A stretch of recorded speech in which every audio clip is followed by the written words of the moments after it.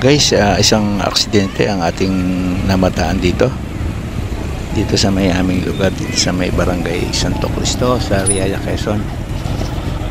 So itong isang van na ayon doon sa mga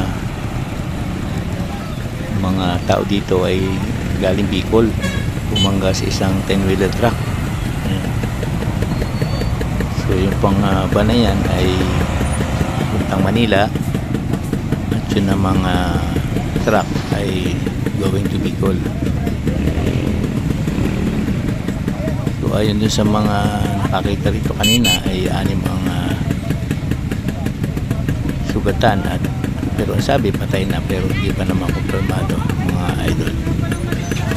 So para sa ating mga kababayang motorista, mag-ingat po sa pagdadrive.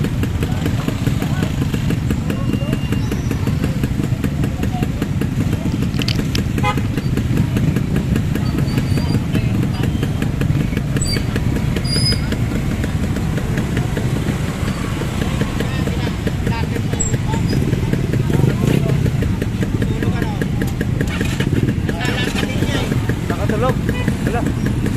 Mga bata.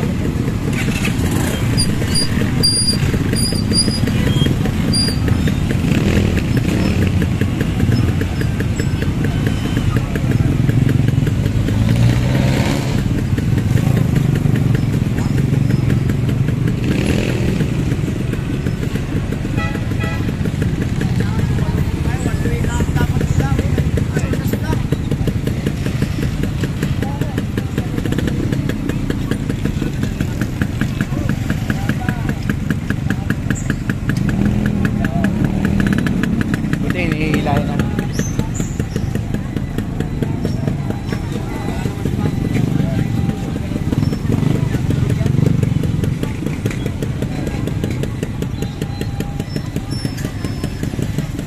Yun!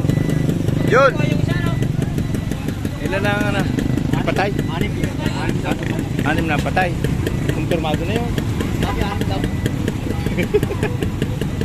Bagay kung yun